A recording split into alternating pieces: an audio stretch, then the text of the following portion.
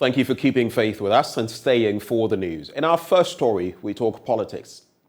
Member of Parliament for Tamale Central, Ibrahim Murtala Mohammed, is opposing a decision by national executives of the opposition National Democratic Congress to replace its leadership in Parliament. The party has chosen Member of Parliament for Ejumako Enyan Esiam as minority leader to replace Haruna Idrisu. But Alhaj Murtala Mohammed says this development looks like the party wants to force people on the MPs without recourse to due process. He's been speaking on Asempa FM's Ekosise. Who did they consult? We are practicing a democracy. And this NDC, nobody in NDC is bigger than the NDC. I have never seen any parliament where a leadership of that parliament, particularly the caucus of the parliament, leadership is imposed on the caucus. What they should have done was to consult us. And all the experiences I have had and what I have gone through and what I read, usually they will propose to parliamentary caucus and the caucus will take a decision. Now, why would you impose leaders on us? The first question is, has anybody in parliament told the party or some members of the national executive that we are dissatisfied with our leadership? They need to tell us. Two, have they consulted or did they consult the leadership of even the caucus, even those who are taken out? My understanding is that they were not even consulted. I mean, natural justice demands that if you have leadership and you want to change them, call them. Look, for ABCD reason, we think that we want to change you people. They were not consulted. So it looks as if they are being hounded out.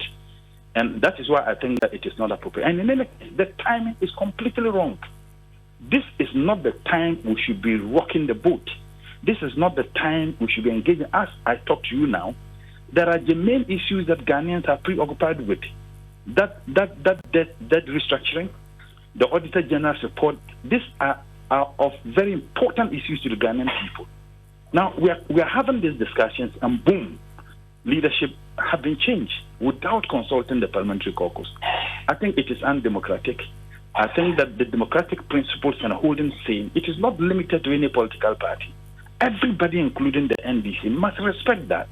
So in as much as I have tremendous respect for our party leadership, I think that they have gotten it completely wrong. The other question I ask is, at what forum was the decision taken? Was it fake? If it wasn't fake, who took that decision? If it was fake, some of us would want to see the minutes of the meeting that occasioned the decisions they have taken. We would want to know. And if we are asking this question, we are not being disrespectful to the leadership. That is what democracy expects us to do. We need to ask questions. Now, I have no doubt in the quality of leadership of parliament we have today.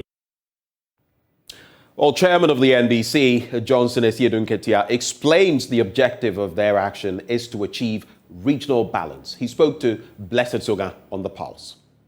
We've issued a letter from headquarters signed by the General Secretary, the new General Secretary, Honorable Fifi Fiavi Kote, communicating formally to Mr. Speaker changes that we have made in our front line in Parliament. That is indeed true. And the new changes will bring on board Dr. Kesela Tuforsen as the new minority leader, Honorable Ama Kufibwa as the new deputy minority leader, and Honorable Governance Kwame Agboja as the new chief whip. And then we maintain Honorable Doyo Ganza and Honorable Ahmed Ibrahim. So this make up the new list of leadership in Parliament. There's the obvious question as to why the NDC is taking the decision now.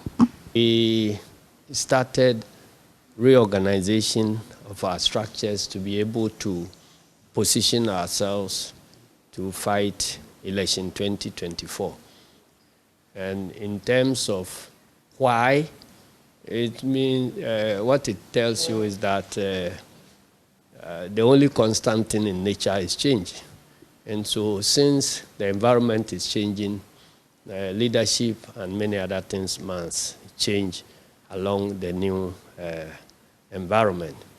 We know, for instance, that going into election 2024, the economy is going to be the major battleground. And so many of the debates and other discussions will focus on the economy. So we better put your best man in the economy forward. And that is what we've done. And then we also looked at energy, this petroleum and electricity challenges. And so we needed to settle on Kofi Amabua, our former minister, to be the deputy minority leader. And then the other area is infrastructure. And Kwame Agboja being our man in infrastructure should play a key role. So that generally is what informed the changes. But there are other things that are coincidental.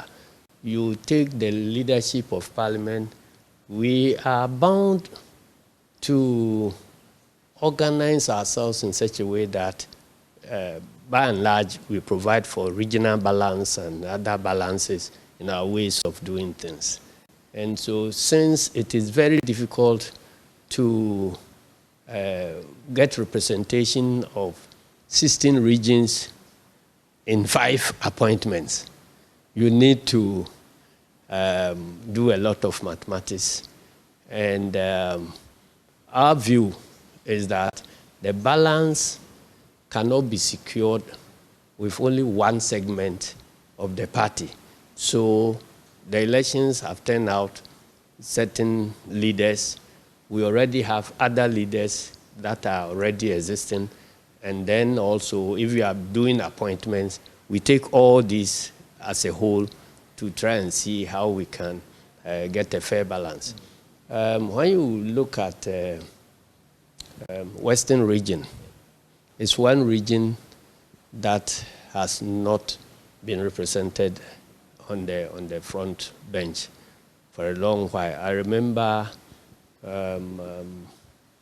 when we were in 92 thereabout, 93 thereabout, that we put somebody on the front bench for a while, and that ended it. So it's a significant region that we need to look at. So when we got the combination of Kofi Amabua from Western region, and he being also very conversant with the energy sector, we thought that it was a good choice, so we put him there. Well, on to the next story, and the minority in Parliament is asking government to complete the much-touted Agenda 111 hospitals. President Akufo-Addo in 2020 promised to build 101 new district hospitals, 6 regional hospitals, and 2 specialized hospitals in 12 months during the period that Ghana recorded a number of COVID-19 cases. 2 years on, none of the facilities has been completed, and the president has shifted the timelines to the end of his tenure in 2024. Parliamentary Affairs correspondent Kweku Asante has been touring some of these sites with the minority MPs. These hospitals were touted by President Akufo-Addo as a game changer for Ghana's fight against future pandemics and epidemics. This was also to enable government cater for places without health facilities. But 2 years on, since this promise was made, none of the hospitals has been completed, and the minority are growing impatient. It's one of the projects that they pump the COVID money into, and also per our records, they have given this contractor not less than $1 million US. $1 million US as at January 2022, and we are in January 2023. And there is no contractor on site. Mind you, if anybody has captured anything, there are no contractor on site. These are just trucks who are coming to take their stones and go away. So there is no contractor on site. This is Kwabrakwa, and per our records, this contractor has been not less than $1 million US. There are other subcontractors who have been paid.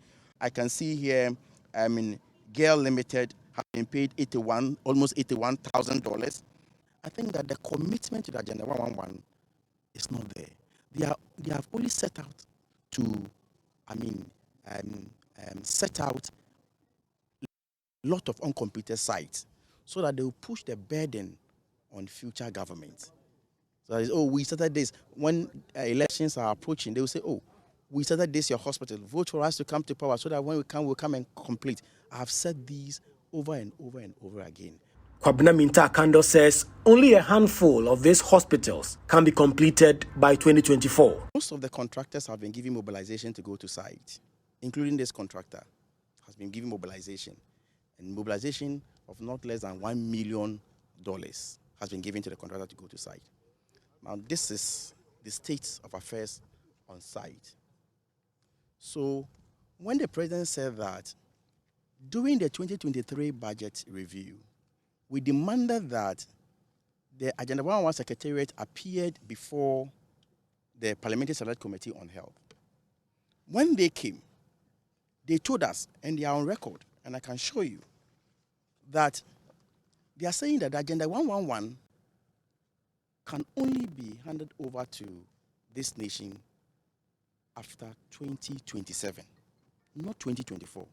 In fact, they stated that if anything at all, at best, they can do 20% before 2024. As the controversy surrounding government's expenditure using funds mobilized for COVID-19 rages on, this is one of the sites of the Agenda 111 hospitals that President Akufo-Addo promised to complete in 12 months. The timeline has now shifted to 2024, but the minority insists government will not be able to do so. Indeed, they've been showing some documents to prove that government will not be able to complete all the Agenda 111 hospitals across the country until after 2027. And they say government has shown no commitment so far to complete the projects. And what they've just done is some form of political gimmick. And so this is the Akakpo site. Prior to this, we had been to another site, Kwabena, where there was literally no work done on site apart from a big pit that had been dug. But here you can see some columns which shows that some work can take off from here. Reporting from Akakpo in the Ashanti region, Kweku Asante for Joy News. Let's go now to the Fair Wages and Salaries Commission, which has served notice it will crack the whip on institutional heads who fail to eliminate ghost names from their payroll as it begins sanitization of public sector workers' payroll. Chief Executive Officer of the Commission, Ben Arthur, says as the 30% base pay increment on the single spine salary structure takes effect, it's imperative that government also get value for its money. Hence, the Commission will be demanding a performance assessment.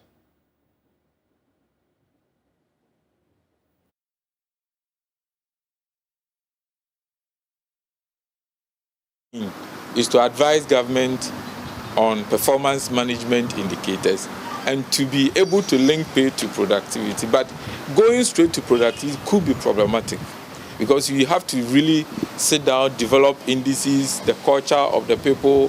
You must make sure people are sensitized, people have learned how to go about it and rest. But as for performance management measurement, it's already in the system. That has been piloted for quite some time. So what we're going to do is basically to support Public Services Commission to oversee that activity. And then when you are measured, the score will be given to us. And then we will be guided by the score. Because there's a pay structure that you need to move on. So as you move on the pay structure, I don't want to be very technical. As you move on the pay structure, we want to have your coordinates, your location. And we are saying that your location on the pay structure, apart from on the vertical, which is by promotion and grade, and on the horizontal, it has to be informed by your performance. And we all agree to that. So we need to pilot it. Now, the Swiss ambassador to Ghana wants a concerted effort to rope in more girls in science, technology, engineering, and mathematics. Simone Giga says Ghana stands a chance of leveraging the talents of young individuals to propel the country's development. She made these comments when the organizers of the Ghana Science, Technology and Explorer Prize called on her at her residence in Accra. There's more in this report. We all know about the problems plastic waste causes in our country. They are a team of girls with a solution to the plastic menace in Ghana. My team and I decided to come up with a way of using plastics, recycled plastics, in creating something. These ladies are daring to be Africa's great innovators and inventors with a firm focus on tackling societal challenges. Alpha S is one of the teams participating in this year's Ghana Science, Tech and Explorer Prize, G-STEP. Ahead of the G-STEP exhibition and awards ceremony, organizers of the competition, Dream Oval and Foundation Botna, called on the Swiss ambassador to Ghana. The meeting afforded the Dream Oval Foundation, among other things, the opportunity to support the G-STEP initiative. In an interview with Joy Prime, Simone Gaija, the Swiss ambassador to Ghana, stated that Ghana needs to start training its next generation of women in science. This, she believes, is the surest way to propel the country's development. If you want to develop and grow any country, you have to tap into your entire pool of talent. So it's very important that you don't forget about girls. It's 50% of your population. And if you think that talent is in a way equally distributed among the population, it's just from that pure fact, it's absolutely crucial that we have girls in mind. Madame Simone Gaija said that the initiatives such as the G-STEP Challenge must be encouraged to sustain the interest of girls in science, technology, engineering and mathematics. But we have to start somewhere. And I think with G-STEP, what they did, it's really, they had girls in the focus. So they said, we need an equal balance. We need to have at least as many girls as boys. It's worth making the extra effort, working the extra mile to include girls. Lead for Artificial Intelligence and Digital Innovation at Foundation Botna urged stakeholders in the education sector to maximize the potential of the youth. The program has demonstrated till now is there's no shortage of potential and ideas among the young people of Ghana. So they can use the STEM skills, the collaboration skills, the digital thinking skills, the critical thinking skills, and the skills that are needed for success in 21st century. Project consultant at the Dream Oval Foundation, Francis Ahin Afo, is optimistic about the prospects of the G-STEP Challenge participants. For us, it's rather the beginning of the teams that have participated, because we have a collaboration with Ashesi. Ashesi is looking to involve some of these young people in their AIX program to pursue or continue their path towards the STEM agenda. So it is not the end, it is the beginning of good things to come. We are seeking other collaborations with other institutions as well to see how best we can support these young people to continue with what they are working on, to continue with their chosen path towards STEM and practical learning. Meanwhile, the G-STEP exhibition and awards ceremony is slated for January 25th, 2023 at the Accra International Conference Center.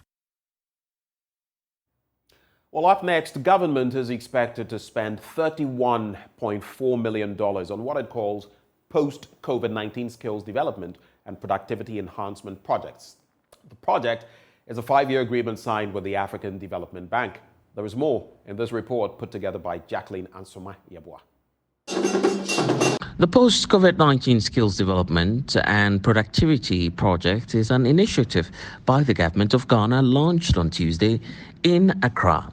The tax manager of the African Development Bank, Eko Patience Ogoma, indicated that the project would encompass 3 major areas which will be undertaken within 5 years. The project is expected to contribute to Ghana's sustainable post-COVID-19 recovery in the health sector and the restoration of livelihoods, income and employment opportunities and private sector development. The project components are 3. The first component will deal with skills development in higher education for strengthening the health sector, and this requires the construction of 3 facilities. Component 2 will be rebuilding youth and women's livelihood through entrepreneurship and employment creation. We will also do provision of entrepreneurial skills among youth, women, and vulnerable groups. We also have the project management component. Minister of Employment and Labour Relations, Ignatius Bafoewa, disclosed that several agencies have been assigned to ensure execution of this project. Higher level skill training now, University of Ghana is championing that. And so when it comes to training at the highest level, academia, they have their own structure and their own internal controls to make sure that such programs succeed. And all the other ones which are not under the tertiary level, we have Social Investment Fund, which since 1998 has been in existence and has been implementing such programs, implementing it. And they have the requisite experience to be able to do that. Besides that, Ministry of Finance is the main implementing agency. They have their eye on the project and they will keep on monitoring the project.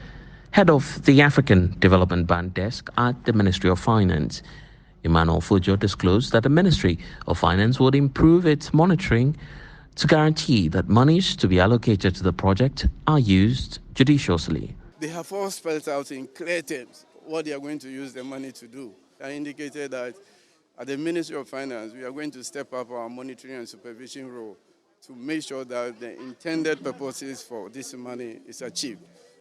$1 has been released for A. You make sure that we follow through the flow from wherever and make sure that at the grassroots level it is done. The government of Ghana believes this initiative will create more jobs for the youth in Ghana. Jacqueline Azumayebo's report for Joy News.